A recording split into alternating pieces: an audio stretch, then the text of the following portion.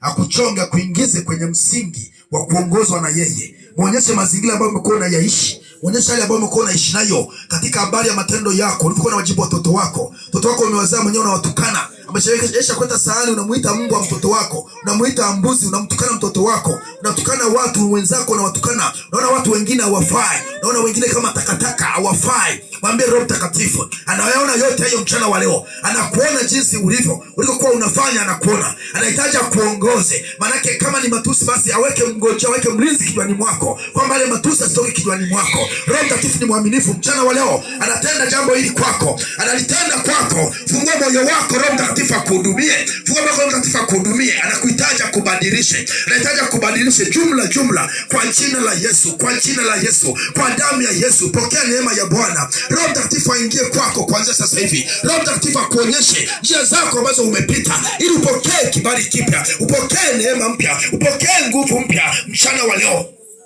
Ndake Roho Mtakatifu na nguvu zake. Ndio kumwambia taratibu, katika jina la Yesu, katika jina la Yesu. Amina. Ni maisha ya kila siku. Haya maisha sio matakwa yako.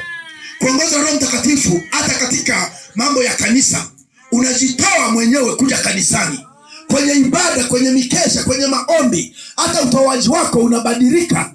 Ulikuwa unatoa shilingi 200, unapanda enda 500, unapanda enda 1000, unapanda 2000, unapanda 5000, 10000. Maana viwango vinazidi kupanda kwa sababu Roho Mtakatifu amekupeleka kwenye viwango vingine. Katika nguvu ile Roho Mtakatifu anakubadilisha, anakuongeza kiwango cha imani, anaongeza kiwango cha tumaini. Tumeangalia jana usiku, tumeomba kwa habari ya kuongezewa imani na kuongezewa tumaini. Bwana Yesu apewe sifa. Huyo ni Roho Mtakatifu ndiye anayefanya hayo yote. Bila Roho Mtakatifu, mpendwa, utakuwa unajidanganya kukaa kwenye kanisa. Kwa hiyo maamuzi yako yaongozwe na Mungu. Tabia zako zibadilike. Kijana mbona unasikia sauti hii? Mama unasikia sauti hii? Baba unasikia sauti hii? Tabia zako zinabadilika. Unashinda dhambi kwa msaada wa Roho. Hata ukiingia kwenye mazingira ya dhambi, Roho Mtakatifu atakuwa msaada wako, atakutoa kwenye mazingira ya dhambi. Bwana Yesu asifiwe sana. Amina. Kwa nini tunahitaji kutembea kwa Roho? Kwa nini tunahitaji kutembea kwa Roho? Tumesema kwamba somo letu ni kutembea kwa Roho Mtakatifu. Ndio somo letu la leo. Niko nakupitisha kwenye yale masomo ambayo tumeyafanya juzi. Tumeangalia mstari wetu wa msingi ni Wagalatia 5:16. Enendeni kwa Roho wala mtazitimiza tamaa za mwili. Ndio msingi wa mstari wetu. Wagalatia 5:16. Kwa nini tunahitaji kutembea kwa Roho? Bila Roho Mtakatifu, mwili, yani tamaa za dhambi, utawala. Mtu ushindwa kiroho. Hakuna ushuhuda wa nguvu za Mungu. Kwa usipotembea na Roho Mtakatifu, haya mambo yatakuwa yako kipengele chako. Wewe utakuwa ni mtu kushindwa kila siku. Utakuwa ni mtu kuanguka na kuinuka. Ni kuanguka na kuinuka. Ni kuanguka na kuinuka kila siku. Haleluya. Warumi 8:14. Kwa kuwa wote wanaoongozwa na Roho wa Mungu au ndio wana wa Mungu. Kwa kuwa wote wanaoongozwa na Roho wa Mungu au ndio wana wa Mungu. Muulize jirani yako, wewe ni mwana wa Mungu? No. Je, unaongozwa na Roho Mtakatifu?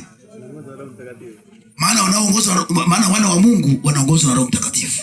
Mwambie jirani yako, maana wana wa Mungu wanaongozwa na Roho Mtakatifu. Sasa wewe ndugu yangu, unaongozwa na Roho Mtakatifu. Bwana Yesu asifiwe. Haleluya, haleluya. Kutembea kwa Roho, uthibitisho kuwa wewe ni mtoto wa Mungu. Amina. Kutembea kwa Roho maana unathibitishwa kwamba wewe ni mtoto wa Mungu. Warumi 8:14. Warumi 8:14. Haleluya, haleluya. Tutaona nini kwako kama unatembea na Roho Mtakatifu? Tutaona nini kwako? Nasoma kwa msaada wa Bwana. Tumeshasoma mstari huo. Yalikaonekana kwako upendo wa kweli, tumezungumza hapo. Amani hata katika shida. Unapita kwenye changamoto lakini una amani. Bwana Yesu asifiwe. Tunamwona mtumishi wa Mungu Danieli anapelekwa kwenye tundu la simba, lakini ana amani yote.